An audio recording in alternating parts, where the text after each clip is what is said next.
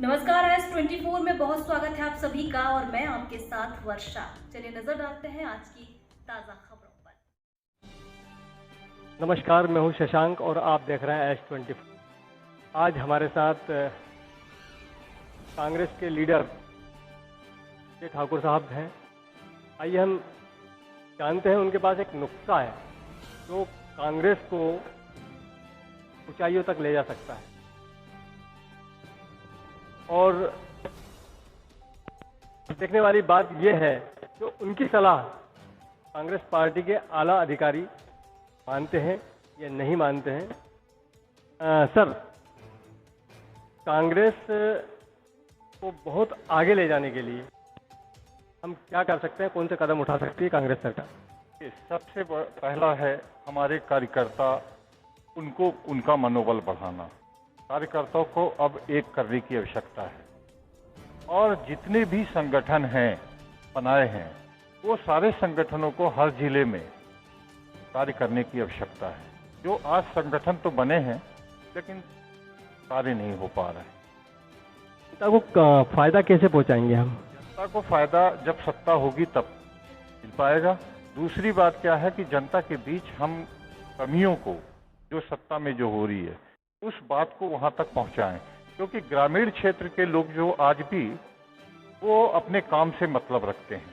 उनको सरकार महंगाई और उससे कोई है फायदा उनको होना नहीं है, क्योंकि वो परेशान हैं और वो अब जब तक कमाएंगे नहीं तो खाएंगे क्या। आज उस पे वो व्यस्त हैं। उनको सरकार की बने किसकी बन रही है उससे आज उनको लेना देना नहीं है, लेकिन आने वाले समय में सभी को परेशानी होनी। बीजेपी सरकार बोलती है हमेशा,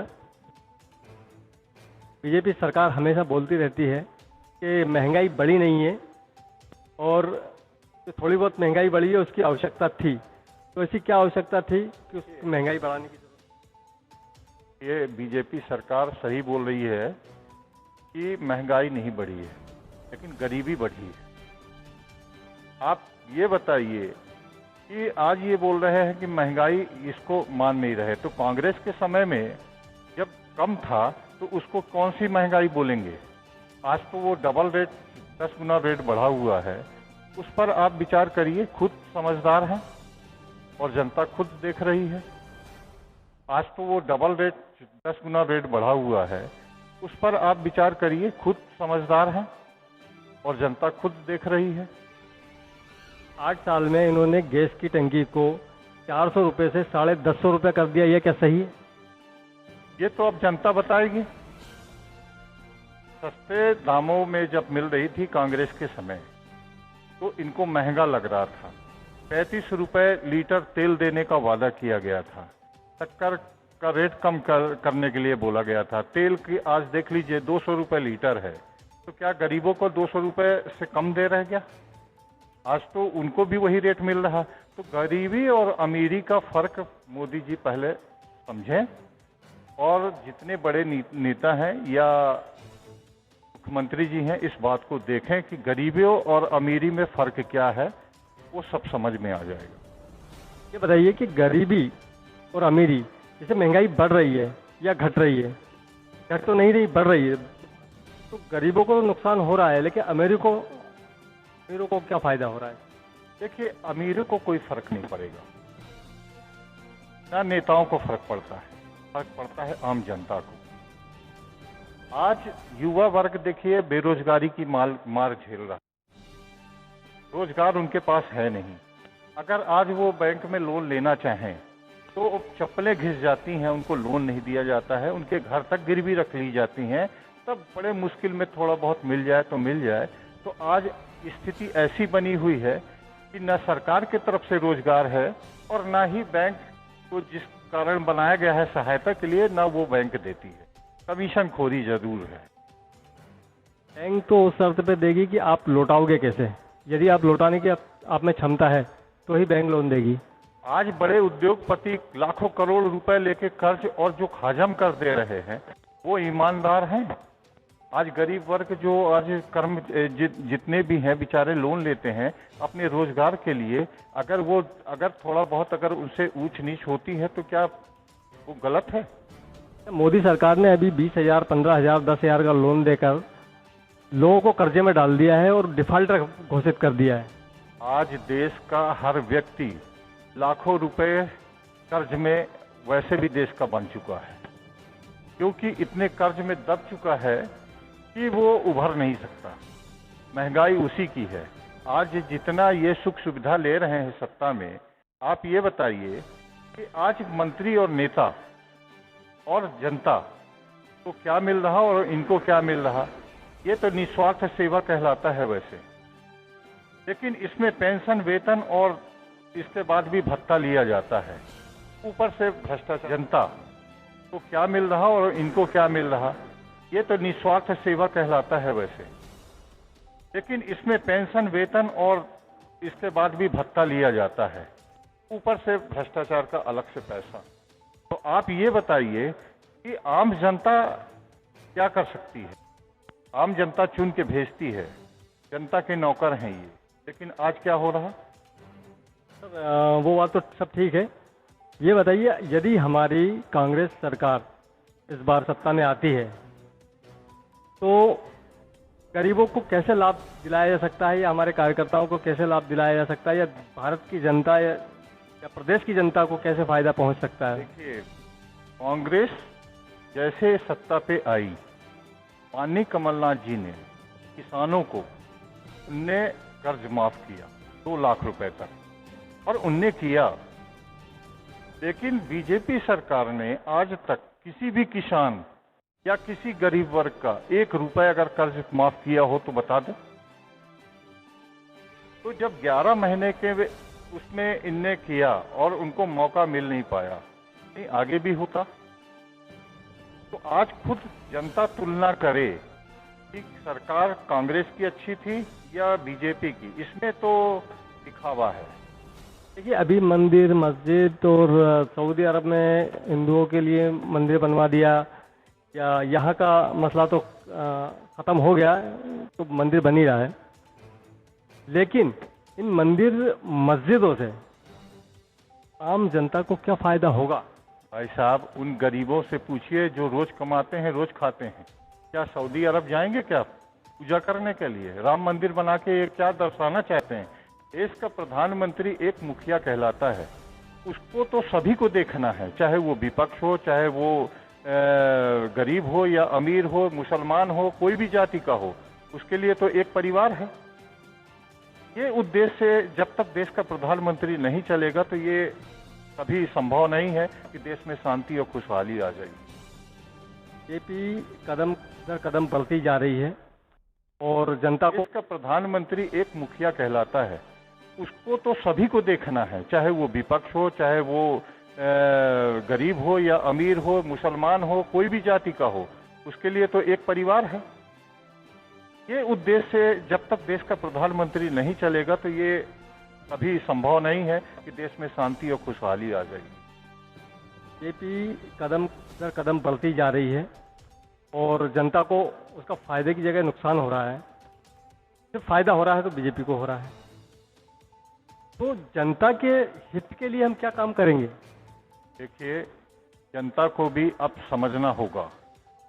आज कांग्रेस ने जनता के लिए जो किया वो 70 साल से यहाँ तक ले आए। 8 साल की सरकार में, बीजेपी में, आज देख लीजिए क्या हालत है। आज राहुल परिवार जो गांधी परिवार को जो ये प्रताड़ित कर रहे थे, नाम दे रहे थे, बदनाम करने के लिए कई कोशिश की गई। आप ये बताइए, आज वो उन्होंने देश के लिए बलिदान दिया है, आज देश की जनता के लिए किया है। तो 70 साल में जो नहीं हो पाया 8 साल में इन लोगों ने दिखा दिया है। तो ये तो जनता को भी समझना है कि हमें पैर कहाँ पे रखना है और कौन सा पार्टी हमारे लिए सहायक है। अभी बीजेपी की नज़र में गांधी परिवार अब वो पुराना परिवार नहीं बचा है जो 50 साल पहले था। देखिए, फ्लैट तो वही है। आज गांधी जी के नाम से जो बोला जाता है, आज उसी विचारधारा में पद यात्रा राहुल गांधी जी कर रहे हैं। चाहते तो ये भी अलग प्रकार की राजनीति कर सकते थे, लेकिन इन्होंने देश की जनता को ये एहसास अब करना होगा, ऐसे परिवार को ही ये सहायक करे और इनको सहायता दे और इनके साथ मिलकर सरकार बनाए और देश चलाए। आप बताइए, एक सिर्फ नरेंद्र मोदी सरकार है, जिन पार्टियां हैं सब पार्टियां एक सरकार को उखाड़ फेंकने की बात कर रही है। क्या कोई ऐसी एक पार्टी नहीं है जो अकेले दम पर सरकार को उखाड़ फेंके? समस्या वहां पे नहीं, समस्या यह है कि आजकल की राजनीति जो है मौका परस्त की राजनीति हो। अब वो देशभक्त नहीं बचे हैं और जो बचे हैं उनको दबा दिया जा रहा। तो मेरा ये मानना है कि काम देश के लिए काम करने के लिए आगे बढ़ना तो चाहते हैं, लेकिन बढ़ने के लिए उनके लिए सहायक बनना पड़ेगा, सहयोग देना पड़ेगा। और जनता जो होती है वो एक विपक्ष कहलाती है। सत्ता में बैठने के बाद में वो जनता क्या कर रही है, कैसा है, कैसे रह रही है, खाना मिल रहा, उसका पेट भर रहा, उसको मंत्रियों से कोई लेना देना नहीं है। इसलिए मैं कहता हूं कि देशभक्ति, देश सेवा, जन सेवा सिर्फ नाम का रह गया है। अब सिर्फ जो सेवा हो रही है वो सारा देश देख। सर, अभी राहुल गांधी ने एक बहुत अच्छा काम किया है, भारत जोड़ो यात्रा तैयार की है और वो काफ़ी टाइम से पैदल चल रहे हैं, हजारों किलोमीटर यात्रा कर चुके हैं। राजनीति में एक नया तूफान आया है, तो इससे भारत जोड़ो यात्रा से क्या फर्क पड़ने वाला है या क्या फायदे होने वाले हैं? देखिए, राहुल गांधी जी ने भारत जोड़ो यात्रा जो कर रहे हैं वो दिलों को जोड़ने का काम कर रहे हैं। भारत तो अपनी जगह है, लेकिन वो दिलों को जोड़ना चाहते हैं और जनता को ये बताना चाहते हैं कि अभी भी गांधी जी की जो विचारधारा है और वो ताकत है वो आज वो लेके चल रहे हैं।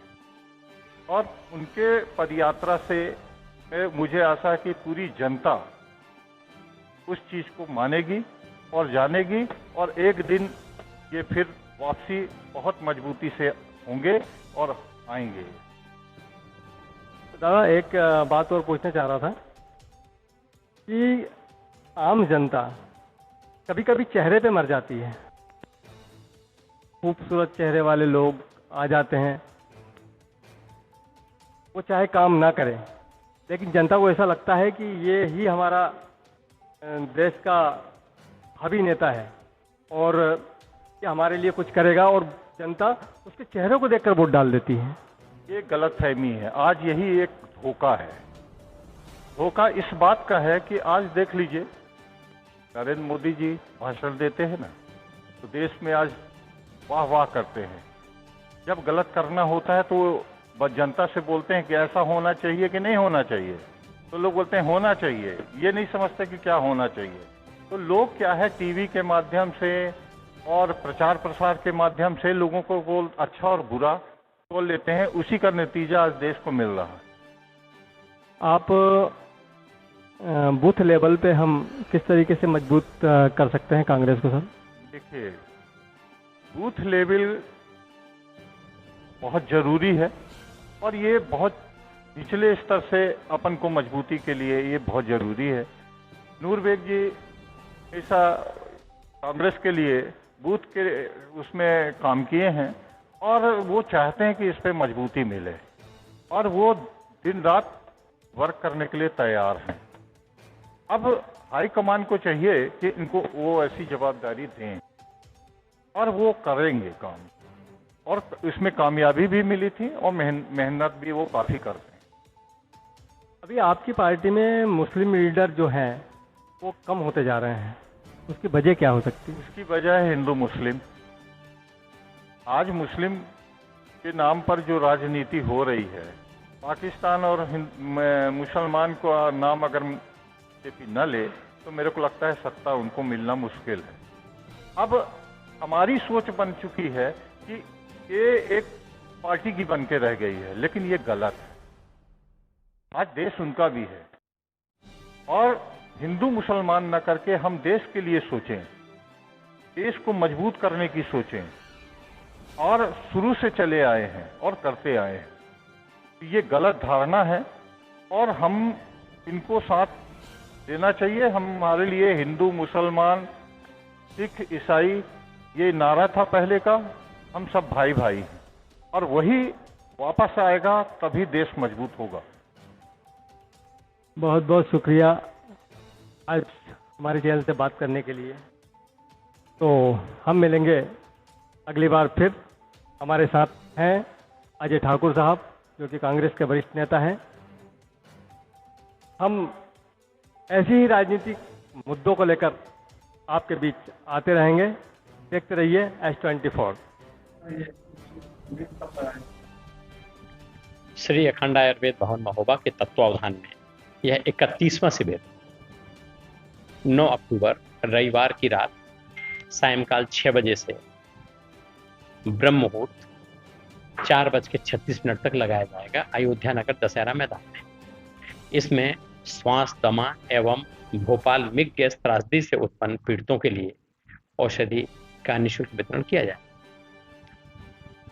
अब की बार कोरोना से पीड़ित व्यक्ति जो हृदय रोगी हैं या उनके फेफड़े कमजोर हो गए, उनके लिए भी अलग से औषधि देने का प्रावधान किया है, ताकि उनमें कुछ ताकत आ जाए और उनकी भी जो है इम्यूनिटी पावर बढ़ जाए।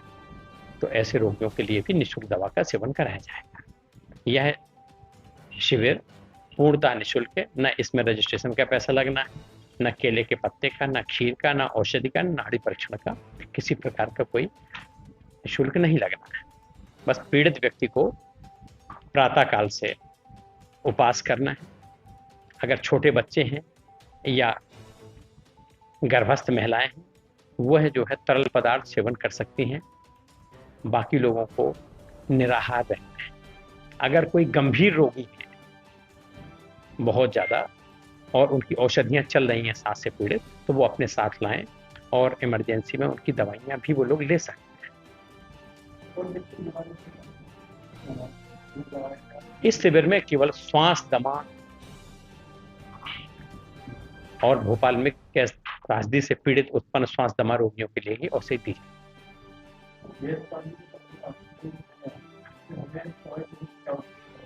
इसलिए पड़ गई कि ये आप सरकारों से पूछिए और उन लोगों से पूछिए। हमारा यह 31वां शिविर है और मेरा आना भोपाल में इसीलिए हुआ, इसीलिए मुझे मध्य प्रदेश शासन ने बुलाया। मध्य प्रदेश शासन ने मुझसे ये भी बोला था कि आप क्या लेंगे, आप हमारे यहाँ नौकरी लेंगे या क्या करेंगे। मैंने कहा नौकरी नहीं लेंगे, और मुझे आजीवन एक भवन भी उन्होंने निःशुल्क दिया है। मतलब जो है गैस पीड़ितों की सेवा के लिए, तो मेरी उपयोगिता कुछ समझी होगी, तभी तो शासन ने मतलब कुछ बुलाया होगा।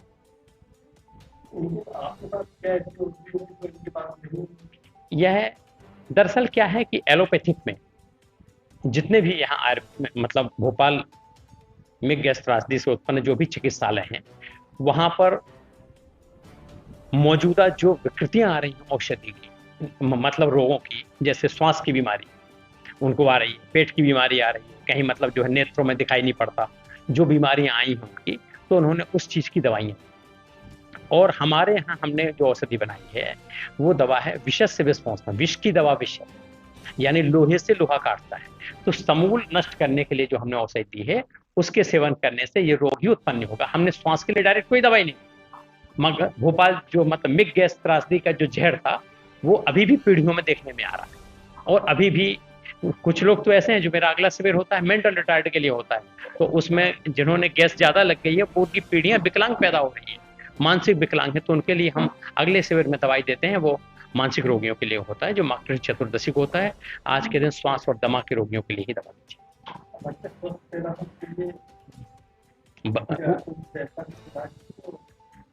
उसके लिए भी अलग है, मगर ये इसमें केवल अभी जो है क्या नाम श्वास और दमा के ही इस दिन दवा करेंगे, और बस इसके अलावा किसी रोग की अन्य दवा के लिए ना हम पीड़ितों को देखेंगे, और ये औषधि के नाड़ी परीक्षण के उपरांत ही दवा देंगे। इस